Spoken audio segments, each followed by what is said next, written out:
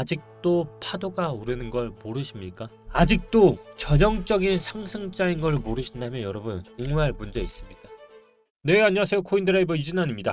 2024년 6월 11일 오전 10시 45분 방송입니다. 제가 어제 부득이하게 영상 촬영을 못해서 이번 주는 오늘 그리고 내일 화수 금 이렇게 연달아 방송할 겁니다. 일단 지난 영상에서 제가 이런 말씀을 드렸습니다. 주봉이 음봉이지만 이런 애들 참 위험하다. 대표적으로 제가 모스코인부터 딱 잡아드리겠습니다. 지금 보시다시피 모스코인 어떻게 나오고 있습니까? 주봉의 저점이 깨지다 보니까 바로 장대 음봉 나오고 이번 주 음봉 돌리고 있죠. 자, 이번 주에 상패형 차트 한번 말씀드릴 거고요. 알트코인에 관련해서 이번 주에 다뤄드린다고 했으니까요. 바로 들어가기 앞서 오늘 중요한 코멘트들이 굉장히 많습니다. 영상 끝까지 시청해 주시고요. 영상 지금부터 시작하도록 하겠습니다. 이쯤에서 우리는 다시 한번 복귀해 볼 수가 있습니다. 바로 투자의 신 워렌 버핏입니다. 어떤 사람들은 아예 주식을 하면 안 돼요. 특히 가격 변동에 감정 기복이 심한 사람들, 만약 주식 가격이 떨어진다고 멍청한 짓을 할 거라면 그냥 주식을 안 하는 게 나아요. 이거는 주식뿐만 아니라 코인에도 국한되는 얘기라고 하면서 지난 시간에도 갖고 왔었습니다. 특히나 지금 시장 많이 흔들리죠. 왜 이렇게 ETF 자금은 들어오는데 기존과는 또 다르게 오르지 않을까요? 그 부분도 수익을 어떻게 세력들이 실현을 하는지 다뤄보도록 할 건데요. 그 전에 이렇게 조정을 많이 받는 와중에도요. 미친 듯이 흔들리는 이 시장. 그런데도 불구하고 최근 비트코인의 조정 이후 고래들의 시장가 매수 비율이 오히려 상승을 했습니다. 아니, 조정을 이렇게 하는데도 고래들은 상승을 합니다. 왜 자꾸 삽니까? 바로 헤지펀드들이 비트코인 현물 ETF를 무방향, 바로 베이시스 거래 전략을 취하기 때문인데요. 이게 무엇일까요? 바로 베이시스 거래 전략은요, 계속 흔들 겁니다. 그들이 수익을 낼 때까지요. 왼쪽과 오른쪽을 보실 필요가 있습니다. 차트를 보면요. ETF 자금이 유입됨에 따라서 선물 쪽에 오픈 포지션도 증가하고 있음을 나타나고 있습니다. 예를 들어 ETF 플로우가 상승을 하고 있죠. CMA 자금도 보시면 상승을 하고 있습니다.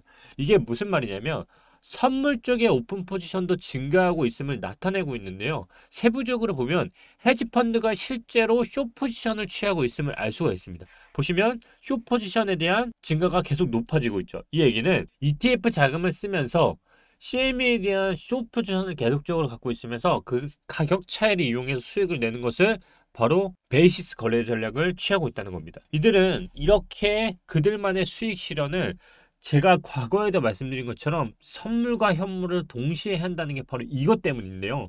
바로 이렇게 선물 가격 차이를 이용해 수익을 내는 것을 목표로 그들의 최고의 수익을 만들고 있다는 겁니다. 결국 그들은 비트코인을 시장가로 지금 계속 사더라도요. 손해를 보지 않는 이유가 바로 이 베이시스 거래 전략을 부르기 때문이에요. 말 그대로 비방향성 거래, 현물 ETF를 매수하면서 숏 포지션도 취하고 있으면서 결국 시장가로 사더라도 수익을 낼 수 있는 이 거래 전략을 통해서 그들은 개미를 계속적으로 떨기는 전략을 갖고 있어요. 왜냐하면 이렇게 조정을 줄 때마다 개미들은 불안할 수밖에 없고 공포지수 계속 올라갈 수밖에 없기 때문이죠. 거기에 또 뭐가 있냐?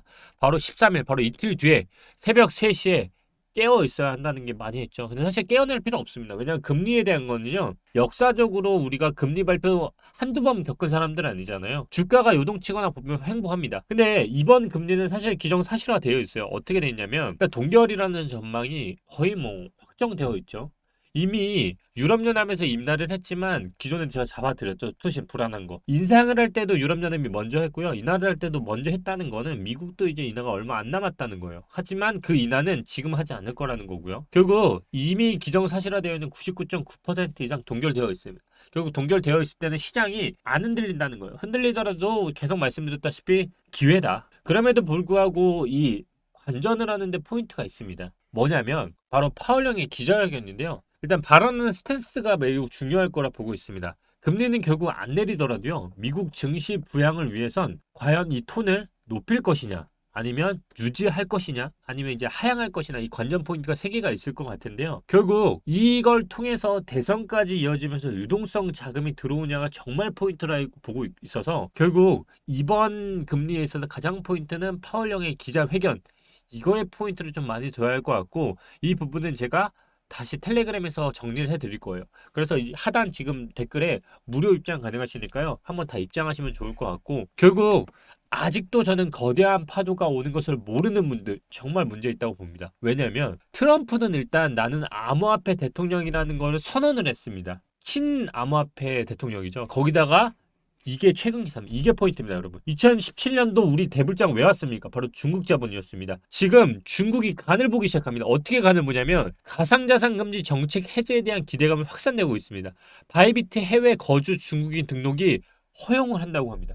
지금 중국이 그동안에 틀어막고 있었던 그 친거부 정책 규제들을 지금 풀려고 하는 게 나옵니다. 이 기대가치가 얼마나 높냐? 중국이 가상자산 금지 정책을 해제할 수 있다는 기대감을 확산하고 있다. 글로벌 가상자산 거래소 바이비트가 최근 해외에 거주하고 있는 중국 사용자의 등록을 개시한 거로 전해지면서 업계의 기대감이 높아지고 있다.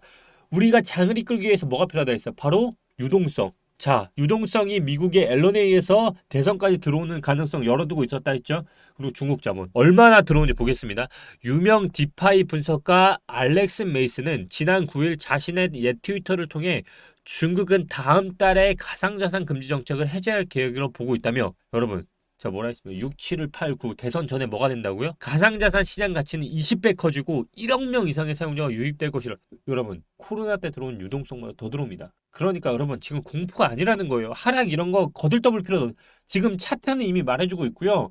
왜 시장가로 그들이 사고 있는지 이미 알고 있어야 합니다. 그리고 시장은 버틴다라는 저 일관된 주장 계속 가고 있습니다. 왜 가고 있냐 말씀드렸습니까? 미 대선의 증시 그동안의 과거가 말해준다는 겁니다. 과거가 어떻게 말해주냐면 미 대선 직전 증시 수익률이 정권 재창출 가른다. 이번엔 자 보세요.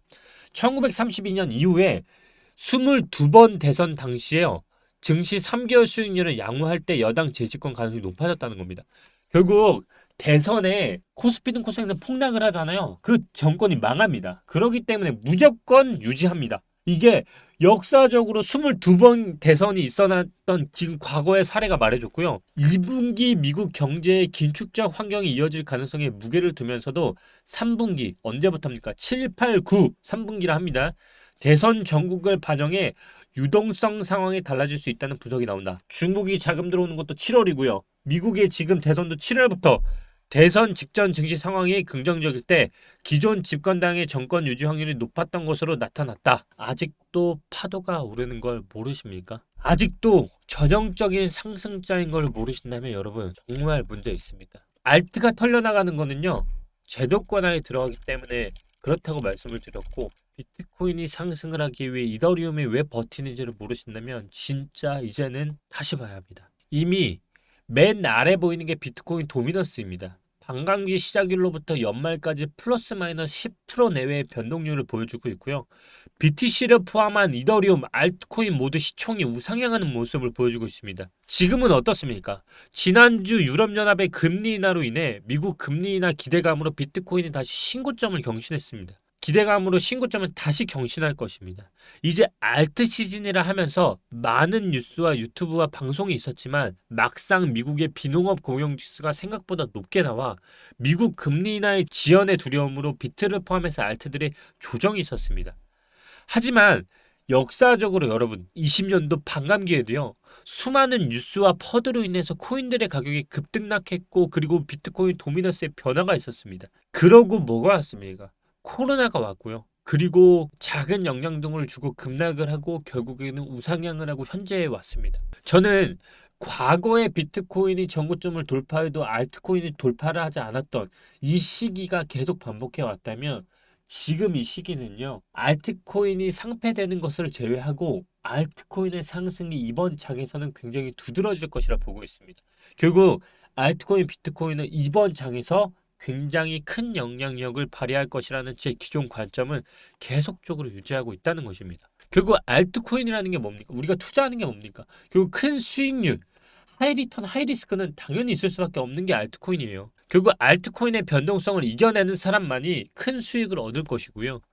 그렇다고 무리한 투자를 해야 하느냐? 당연히 하면 안 되겠죠. 그래서 말씀을 드리는 겁니다. 이제부터 상패 코인에 주의하라. 어떤 차트가 상패로 이어질지 지금부터 좀 다뤄봐야 할 텐데요. 우리는 일단 기존에 말씀드린 것처럼 비트코인을 먼저 알아야 합니다. 비트코인은 지금 또다시 조정을 받고 있습니다. 하지만 우리는 알고 있습니다.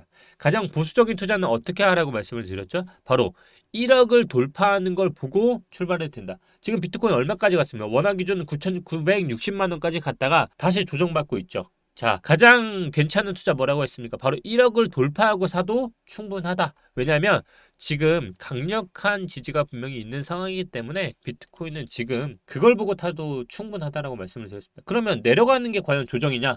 조정은 맞죠. 단기적인 조정이다. 바로 우리가 하락이라고 평가를 한 구간은 여기입니다. 여기 이상을 깨지면 그때 이게 진짜 하락장이다라고 표현해도 되고요. 이걸 돌파하면 이제 비트코인은 조정은 끝났다라고 봐도 되는 겁니다. 결국 이 박스권 안에서 비트코인은 움직일 겁니다. 그러면 조정의 깊이가 어디까지 오느냐의 문제만 남았을 뿐인데요. 비트코인은 딱 이겁니다. 지금 차트로 보면 이겁니다. 여기서 여기까지 갔다가 조정을 받고 올라가느냐? 이렇게 가면은 얼마나 했죠? 바로 9,200만 원 지지라 했죠. 왜 그러냐면 표현을 해드릴게요. 자, 이 박스권 안에 움직인다 했죠. 그리고 이 움직임, 우리가 주봉상 저점을 유지한다는 건 무슨 말입니까? 바로 지금 제가 잡아드렸던 것처럼 내리고 가면 이 이평선 보이죠? 올라오기 때문에 지지가 반드시 생깁니다. 그렇기 때문에 무너지기 쉽지 않다는 거고요. 그런데 다시 지우고 내린다는 얘기 뭡니까? 저점을 올리고 고점을 올리는 게 상승의 전형적인 차트라 했죠. 자, 결국 우리는 두 가지입니다. 비트는 여기서 지지를 받는 이평선을 받느냐 아니면 밑에 지지를 받느냐 두 가지만 남아있는 겁니다. 여기에 지지를 받느냐 여기를 지지를 받느냐는 비트는 남았다는 거고요. 여기에 지지를 받느냐는 이게 뭡니까? 9,500만 원 지지를 받으면 저점을 깨지 않는다는 거고요. 이 아래를 받는다 해서 조정이 깊어져도 하락이 아니라고 봐도 이평선은 지지를 받는다는 겁니다. 그렇기 때문에 저는 지금 사도 괜찮다라고 말씀을 드리는 거고 분할 매수를 해라. 요 두 개 대신에 고점을 넘기고 사라. 비트코인은 요걸로만 그냥 끝내 피니시 하겠습니다. 그럼 이제 알트코인입니다. 자, 알트코인은 자 똑같습니다. 일단 폴리메쉬를 보면 정확히 압니다. 얘는 상패 차트가 아닙니다. 잘 보시면 저점이 일단 올라가고 있습니다. 똑같이 내리더라도 지지를 받는 구간이 비트코인보다 높습니다. 결국 알트코인 중에서는 이런 애들이 오히려 유망하다는 겁니다. 이런 애들은 다음 주가 되면 위아래를 털어도 이평선의 지지를 있기 때문에 6월 3일에 봉을 깨지 않는 봉이 납니다. 그러기 때문에 이렇게 나오더라도 다음 봉에서 상승으로 돌파 흐름이 나올 수 있어서 폴리메쉬를 보면 전형적인 차트가 무너지는 차트가 아니라 상승을 하기 위해서 잘 다듬고 있는 차트라 볼 수 있습니다. 하지만 스택스도 나쁘지 않죠. 근데 이더리움도 너무 좋고요. 차트가 내리는 게 아니라 지지를 향해 가고 있기 때문에 오히려 매수에 가까운 차트가 만들어지고 있는 거고요. 근데 아까 말씀드렸던 것처럼 이런 차트들 장기간 우리가 지지를 받아왔던 이 라인들 있죠. 다 무너졌습니다. 그리고 어떻게 됐습니까? 제가 옛날에는 오미세고 짚어드리면서 이거 이하로 사면 절대 안 된다 말씀드렸죠. 그게 8,000원 구간이었습니다. 오미세고 지금 얼마 됐습니까? 없어졌습니다. 여러분 없어졌습니다. 오미세고 아토콘 없습니까? 여기 무너졌죠. 주봉이 장대로 빠지고 이번 주에 더 빠진 애들 자 여기 보러 갑니다. 그러면 차트가 이렇게 무너지기 때문에 나중에 그런 발표 나올 수 있습니다. 아 이제 바이낸스에서 사라진다 아니면 없어진다. 상패 차트 들어가면 어떻게 됩니까? 차트 또 반등 나오겠죠? 뭡니까? 바로 털어먹고 마지막 피날레 하고 죽는 차트 바로 상패 전형적인 차트 만들어집니다. 그러면 이 위로는 차트가 무너졌기 때문에 힘든다는 거예요. 그래서 이 차트가 살아있다. 그러면 첫 번째 아까 주봉이 양봉 뛰어서 버티는 흐름 그것도 아니다. 라운드형으로 가는 차트 이게 가장 좋은 차트인데 지금 어떻습니까? 아예 무너지는 차트들은 상패라고 단정 지을 수는 없지만 차트적으로 좋지 못하다. 자 그리고 무너지는 차트들 있죠. 이렇게 무너지는 차트들 이런 차트들은 과감하게 50%를 손절하는 게 저는 좋다라고 말씀을 미리 드릴 수 있습니다. 아직도 모르시겠습니까 여러분? 저는 오늘 종합적으로 그동안의 시소리들을 다 정리해드리면서 전형적인 저는 상승장의 모습 그리고 암호화폐 돈이 중국 자본까지 풀리면 이거는 정말 크게 갈 수 있다. 그리고 과거에도 그랬던 지금까지 이어지는 이 흐름은 항상 상승 전에는 털어먹는 차트들 나온다고 말씀드렸고요. 시장가로 세력들은 사고 있다. 어떻게? 바로 베이시스 거래 전략으로 그들은 수익 실현을 하고 있다. 이렇게 마무리하면서 비트코인 어떻게 정리할지 알트코인들은 어떤 차트를 주의할지를 말씀드렸습니다. 영상이 좋으셨다면 구독, 좋아요, 알림 설정 부탁드리고요. 내일 또 더 좋은 영상으로 찾아뵙도록 하겠습니다. 텔레그램 입장 안 하신 분들은 하단 댓글 통해서 텔레그램 입장하시고요. 지금 현재 선물 100만원부터 1000만원 만들기 프로젝트를 하고 있습니다. 정말 모르시는 분은 기초부터 알려드리고 있으니까요. 입장하셔서 같이 한번 만들어 보도록 하겠습니다. 감사합니다. 오늘도 이진환이었습니다.